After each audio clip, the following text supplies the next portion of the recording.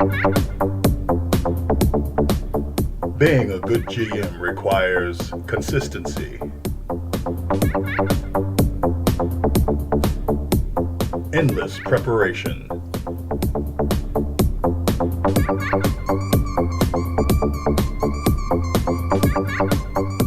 and player appreciation. This is Confessions of a Frustrated Game Master.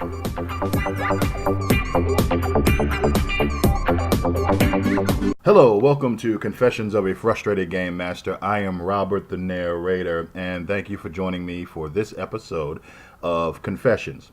This episode of Confessions, I want to talk about the GMing tip of rewarding the behaviors you want to see at your table as a game master, particularly around the concept of rewarding your players for good role playing. I love great role playing. I don't think that in the groups that I have played with in the recent past that we've done enough great role playing, because as I like to say, I am the narrator. I enjoy the role playing or interaction of PCs with NPCs and PCs with PCs during the game, the social interaction, and I love the game portion. I love the mechanics and the dice and the different abilities that characters have. So I really love both. And I really love rewarding my players when they do good role playing. But there's a question out there as to whether or not this is an antiquated idea. Should you reward players for good role playing? What is good role playing? And that question is out there. Of course, throughout the history of the hobby, when it comes to experience points and player rewards, they constantly talk about or suggest that you award the players for good role playing. That idea has been out there for a long time, and maybe in recent times that idea has kind of fallen out of favor, but I still like that idea. Running a Cypher System role-playing game, and I was giving away player rewards. I think I'm going to change it up a little bit because I don't like the way that it's been working. But I had one of my players complain that they did not feel like the rewards were being given out even-handedly. And I told my player, well, it's really just based on how I feel. And, you know, my opinion obviously is the one that counts when it comes to giving out experience points. Of course, I'll take input, but I'm the one that has to make the decision. And of course, players' performance or their activity in the game is not always consistent.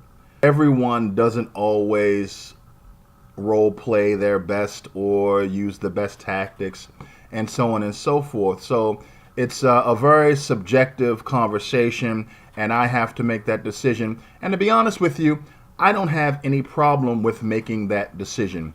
Not every player is good at everything.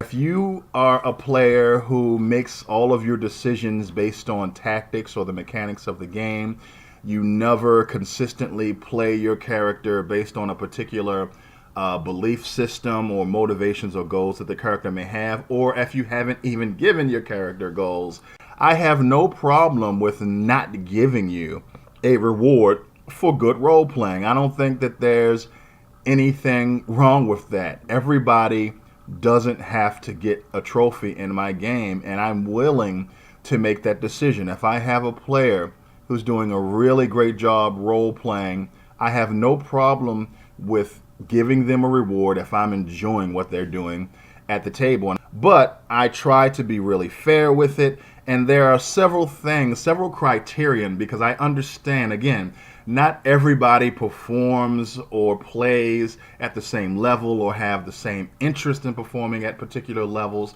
So I think I have a criterion that can allow players to get rewards for good role playing, even if it's not really their thing. I think the first thing I want to talk about is what I'm looking for when it comes to figuring out if a player is doing some good role playing. So I have a list of 4 or 5 things that I look for when a player, when I'm looking for good role playing. The first thing on this list is the player has to be attentive at least sometimes.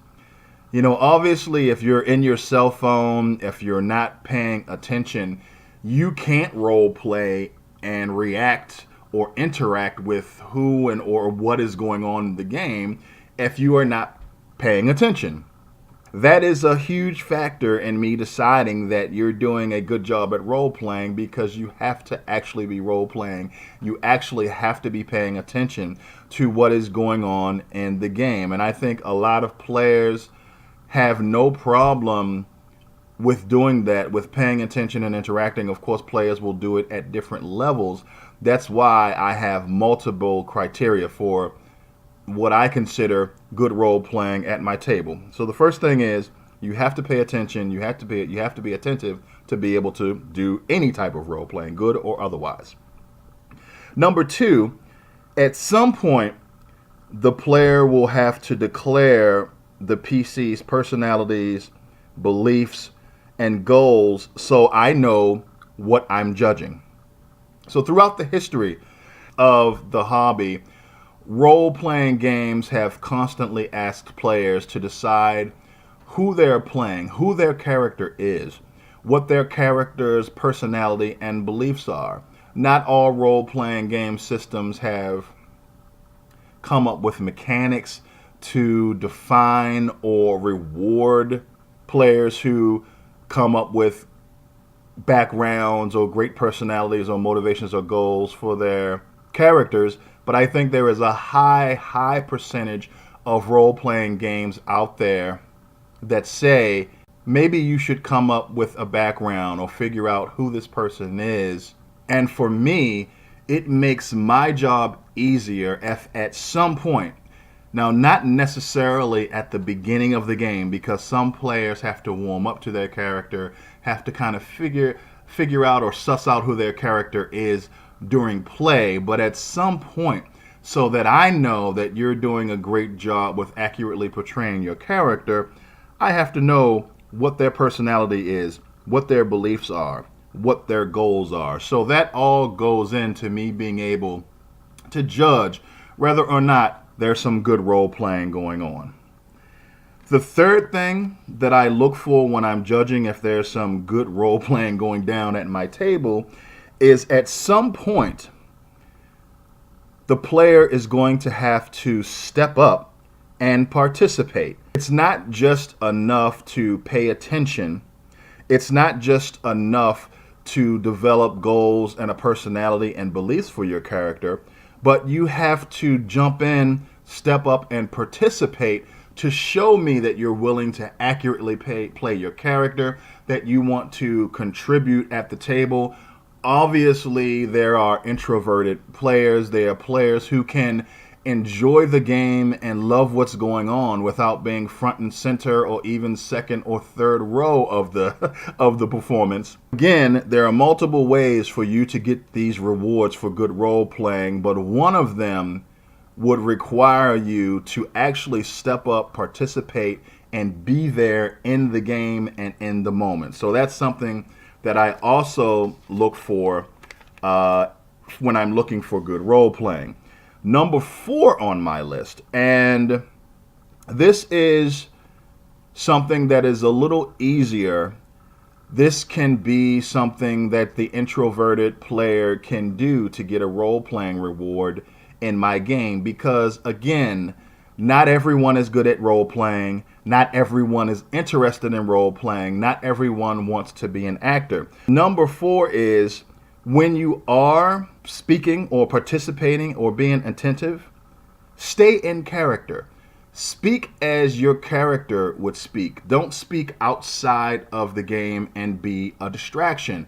And even the introverted player who was playing the strong silent type, if they're being the strong silent type, they're staying in character. And hopefully when the strong silent type speaks, they stay in character. I look at that as good role playing. And again, I'm not judging players. I'm not trying to punish players. But if you are making me enjoy the game, I really want to reward those types of behaviors.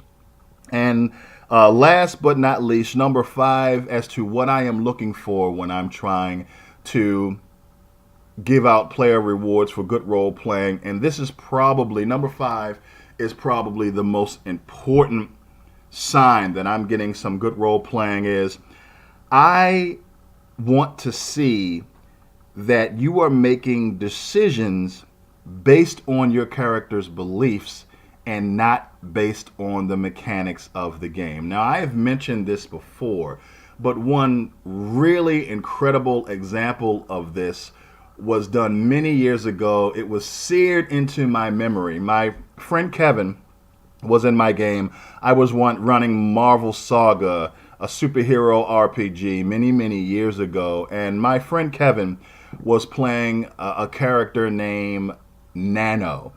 It was an interesting guy. He could control machines, and it was really weird because what Kevin had established for the character is he was kind of your stereotypical heart of gold surfer dude who wasn't really all that bright, but he was a really good guy, really had a good heart. It's just that he wasn't the brightest guy out there.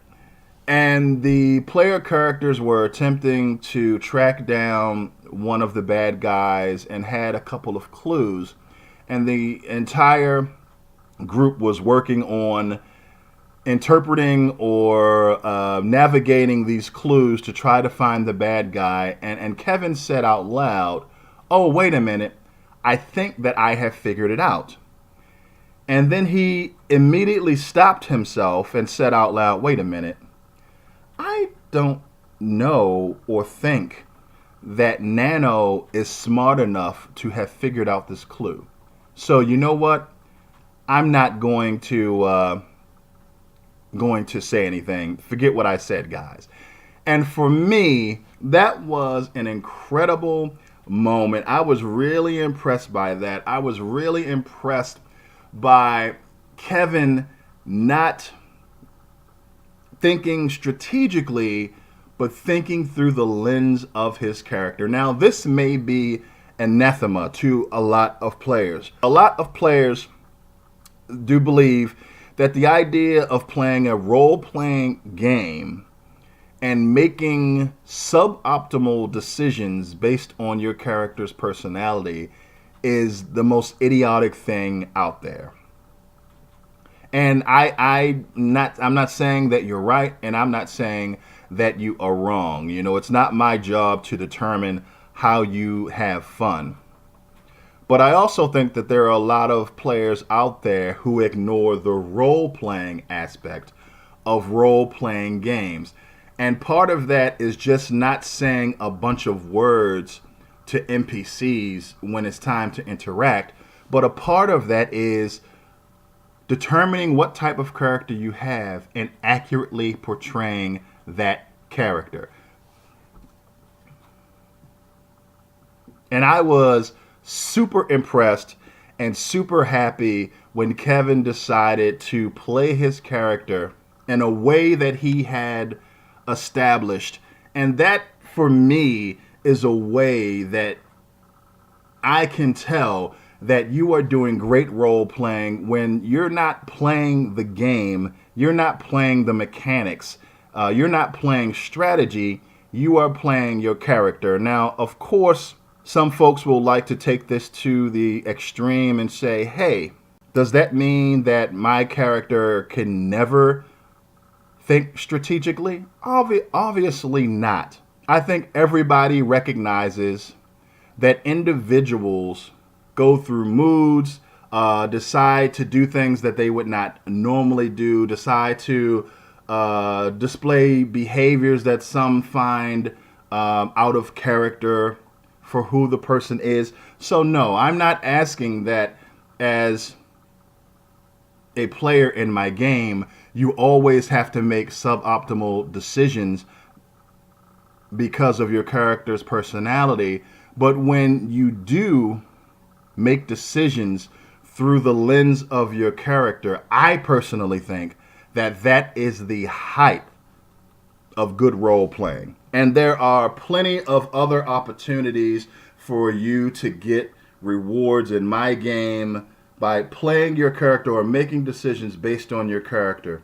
Staying in character when you're interacting with other PCs or NPCs in the game, stepping up and actually participating in the game, at some point declaring who your character is, what they believe in, what motivates them, what their goals are, and finally being attentive and actually paying attention and taking those opportunities when they arise to role play your character. So for me, all of those things are really important. And I think even if you are an introverted player or a player who believes that all or almost all of your decisions should be made through the lens of mechanics or sound tactics, I think you still can get great player rewards because there are a number of things that I'm looking for when I'm trying to give you rewards for doing good role playing.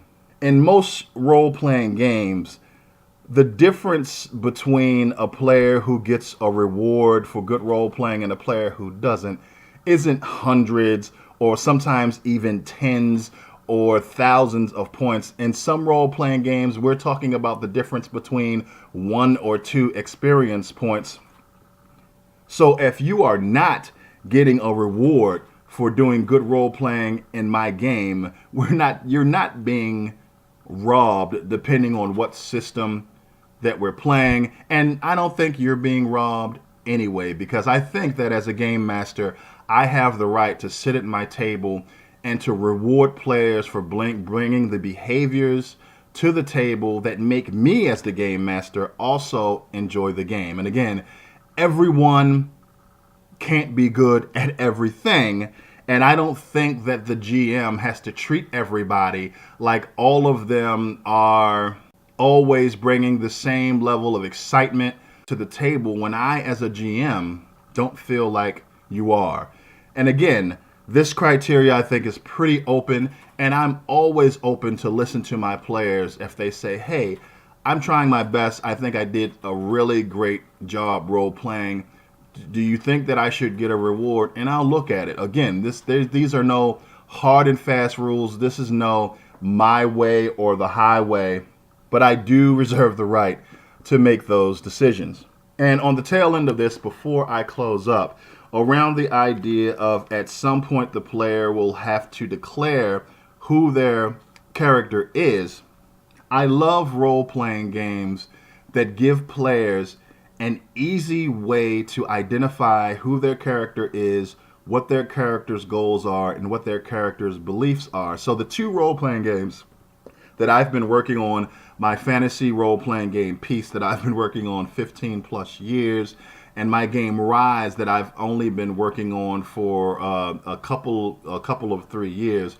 Both of them have straightforward, easy mechanics that allow the players to determine what motivates their characters, and then mechanics that are so easy to understand that when they act in ways that reinforces their character's goals or motivations, it's really simple for the game master to say, you're doing a really great job with that. So I'll just quickly go over those mechanics. They're super simple, really easy to understand. In my game Peace, every player character has to select what's called a drive. And drives are, of course, things that the player wants to achieve or goals that they want to pursue and things that they believe in. And during a session, when a player moves their character in a direction that reinforces their drive, especially when it may be detrimental to the character, they would get an experience reward for good role playing. And just really quickly, these 12 drives I think are fairly exhaustive, and they travel well with any character. The 12 drives in my game Peace are acquire wealth, become famous, destroy life, preserve nature, gain knowledge, gain power, protect the innocent, stay alive, seek thrills, relish battle, resist authority, or value loyalty. So a player can either randomly roll or select one of those drives. So for instance, if their drive is to acquire wealth, whenever an opportunity comes up for them to make a little bit of coin, generally you would think the player would jump at those opportunities. And when they do, especially when it makes their lives a little more complicated, they get a role-playing reward. Of course, at no point are they forced to act in a particular way. If a player does not want to be beholden at all, as a matter of fact, to their drive, they don't have to be. It's just that when it comes time to give out those good role-playing rewards, they may or may not receive it. And my game Rise also has what I call virtues. There are 6 virtues that are core to the game. They are determined during character creation. They are aggression, diplomacy, honor, deceit, leadership, and collaboration. The player sets the ratings for those based on points that they are given. And when they act in a way that reinforces one of these, what I call virtues, they get, again, experience points. So what I like is I like to have a simple, straightforward, easy to understand system that allows players to lay out their characters' beliefs and an easy, straightforward way for me to reward them for good role playing. So if they have a character that has a really high rating in leadership, whenever they step up to the front in their leading, I take notice of that and I give them rewards. So it's pretty straightforward, pretty simple. Thank you for checking out this episode of Confessions of a Frustrated Game Master. Get out there and start rewarding your players for good role playing. And good morning, good afternoon, good evening, wherever and whenever you're watching this video. Thanks a lot.